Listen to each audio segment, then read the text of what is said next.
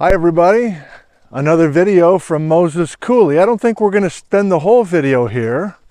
I have a plan to compare Moses Coulee with a place called Rock Island Grade in the Rock Island Canyon.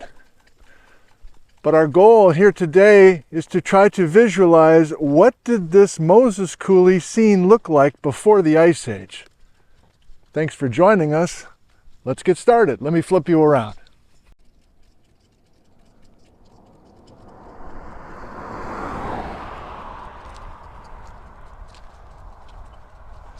All right, pretty low-key Friday morning here. I got a late start. I wanted to get here very early in the morning, but it didn't happen. So it's about 10:30 on a Friday morning. And the thing I want to zero in on, you're looking up the coulee right now. I don't know, let's do this. So I'm just pulled off to the side of the road. You're looking up to the northeast, up Moses Coulee.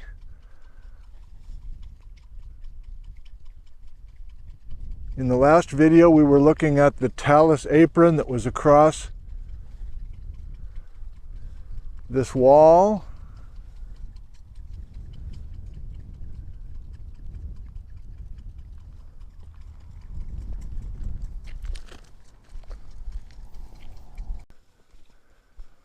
What I'd like to do today is think carefully about what this drainage, what this coulee looked like before the Ice Age floods came through here. You're looking up the valley right now, and so the Ice Age flood water is coming at you.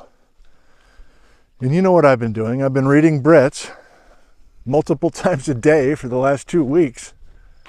In his original work 100 years ago in 1923, and Brits is helping us see, at that time, that there was his Spokane flood, one major flood coming at you to carve Moses Coulee. And he was using the height of the talus apron 3/4 of the way up the walls. Let's leave that alone for now. I think what I really want to do, though, with this light is to look at these side valleys coming into Moses. Why are those V-shaped notches there, and what do they tell us? So the concept, and it's not an easy one to get across, is that before the Spokane flood, before the Ice Age, there was a valley here, but we need to visualize each of these side streams gradually working their way to the floor of the pre-glacial trunk valley where Moses Coulee is today. And yeah, I'm pointing a few hundred feet below the road because the true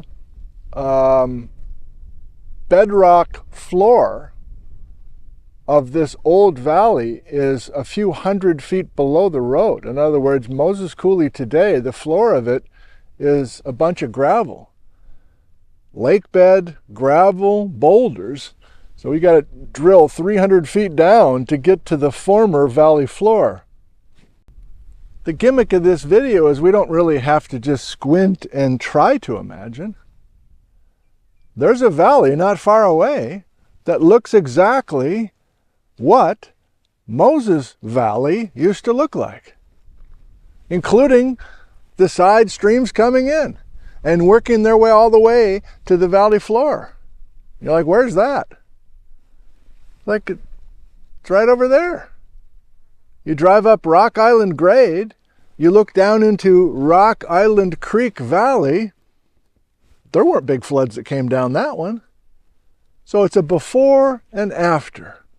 Before the Ice Age floods, Moses Coulee used to look like Rock Island Creek Valley. Let's head over there. Okay. We're up here in the land before time. I don't know. I need to come up with a catchy phrase. Maybe that's it. I don't know. The mature landscape that existed before the Ice Age, before the Missoula floods, before the Spokane flood, before all of this devastation. And you're looking south. And do those look familiar? V-shaped notches. Beautiful dark triangles. Moses Coulee's down there. That's where we just were. But now we're up above the V-shaped notches, and we're realizing what it looks like up here in pre-glacial times. And that's the beauty of Rock Island grade, which gets us quickly up above the Columbia River. The Columbia River down there. Rock Island Dam is down there.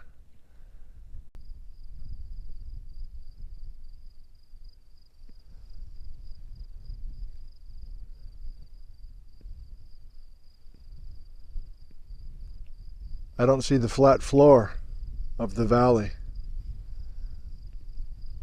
I don't see the sharp walls, the sheer vertical walls, do you?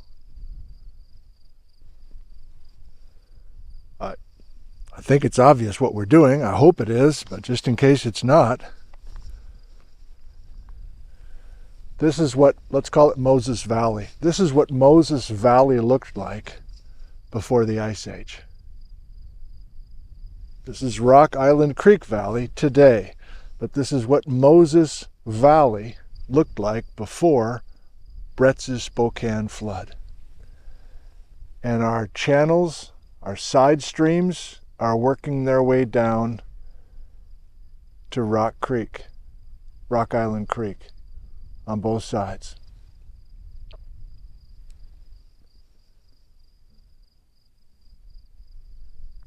There was a pre-glacial valley that looked like this, that the Spokane flood came down and carved, but I think the first message I'd like to lay on you is that we don't have to take that much rock away. I know that sounds like a strange thing to say, but if Moses Valley before the Spokane flood looked exactly like this, there was already a bunch of basalt missing before the flood came through. And sure, once we get out, let's do it now. Let's get, would you please? Would you go to the, hey, would you go to the kitchen? Can you get the biggest knife we've got? The one that we only use at Thanksgiving when we're gonna just carve the turkey. Get that turkey knife, would you please? And heat it up. Heat it up. Get it red hot. A red hot turkey knife. They even call it that? And then the effect of the Spokane flood is to take our red hot butcher knife, our meat cleaver, cut, and haul all that basalt out. And the two cuts, doink and doink, are going to be the effect of the Spokane flood during Spokane time.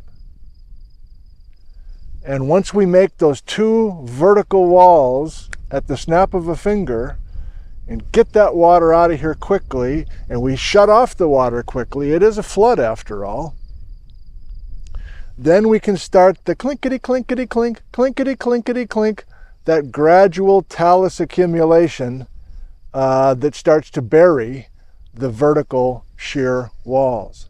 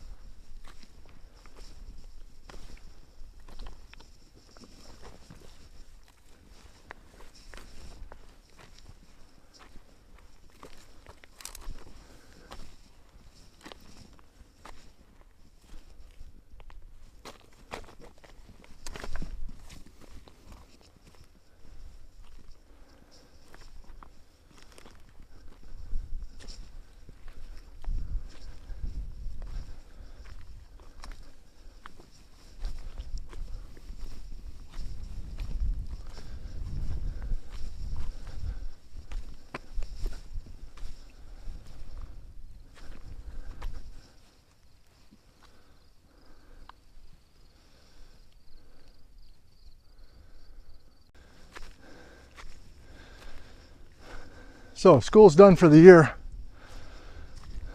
and yet I continue thinking about this stuff.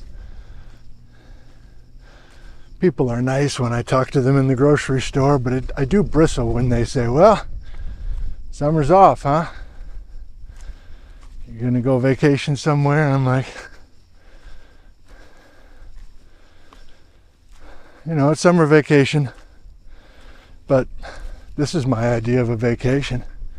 Just continuing with this kind of stuff. Gives me purpose. I enjoy it. And I'm especially enjoying this original Brett's work from 100 years ago. So, when I see people downtown and they go, hey, all right, school's done, huh? You're not working this summer. I'm like, summer's off, right? You teachers get summers off.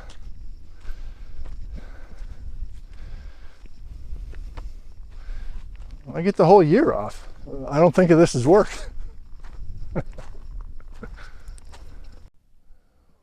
Okay, well, if you've missed the last few videos, here's what I'm doing. I'm reading, really for the first time, every sentence of J. Harlan Bretz's original work 100 years ago.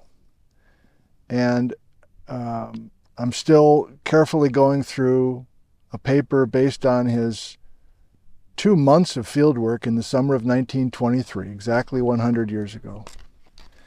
And I've expanded my color scheme from the last video. So red is the Wisconsin ice and the Wisconsin flooding, which is younger than 20,000 years ago.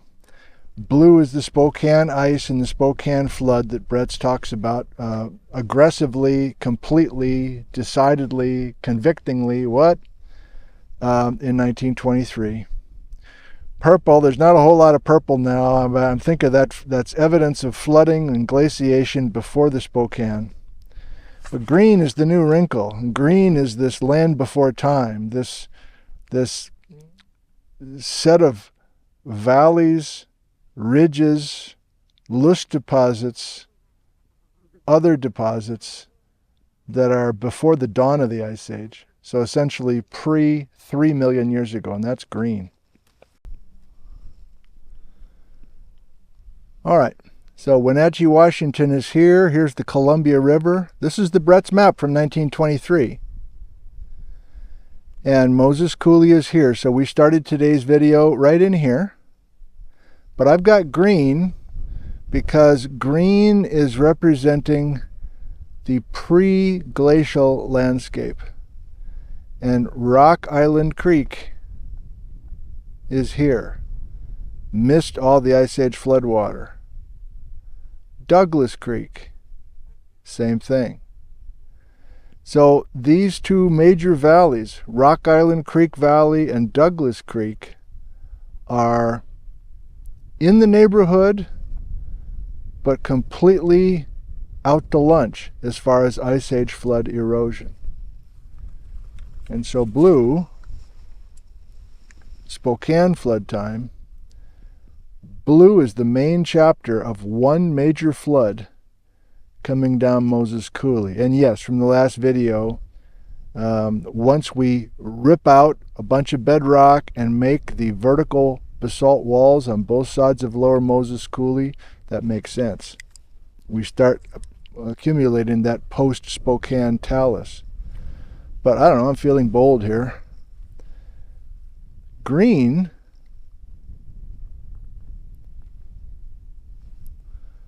are the pre-glacial valleys. And we started today's video by looking at side valleys, and there's some over here too that we were looking at, that are draining this pre-glacial landscape, and they're hanging. They don't continue to the floor of Moses Coulee because of the blue, because of the Spokane flooding. So I can do all sorts of green over here, and I don't have any blue. You can do it up here too if you want, if you know this country. And here's Douglas Creek going all the way up to, yes, the town of Douglas, and even beyond that. Here's Highway 2. Here's the old Sunset Highway. heading to Waterville. But I suppose, I wasn't planning on this, but why not? I got you here. Brett's has Spokane floodwater, and yes, he's got it heading up to the Spokane ice sheet, but let's not get preoccupied with that today. Are you getting the concept? That our hanging valleys in the side, our V-shaped notches on the side, are where we have dramatically sliced with a meat cleaver on both sides.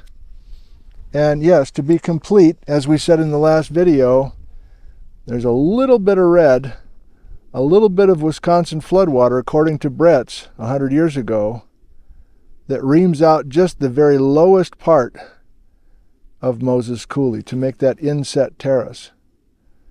But this is not a Wisconsin story, according to Brett's back then. Brett's 1923. In lower Moses Coulee, the mouths of pre-glacial tributary ravines hang approximately 400 feet above the rock floor. Some of this discordance of grade is due to widening of the pre-glacial coulee, which was here a canyon, by the glacial stream, but probably most of it is due to deepening during the Spokane glacial epoch. In addition to the deepening of the valleys already existing, the glacial flood, the Spokane flood, actually made drainage ways of greater width and depth than any previously developed on the plateau. This happened where divides were crossed and unusually high gradients down the farther slope were found. And he goes on to talk about other places where we've had this as well, Devil's Canyon and so on.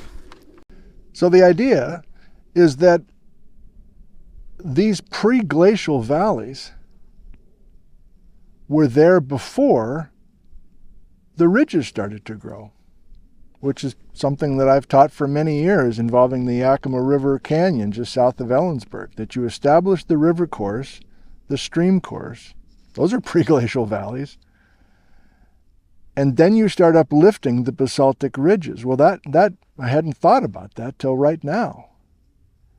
But the Badger Mountain anticline, which is just another Yakima fold, just another knuckling up of basalt, far older than the Ice Age.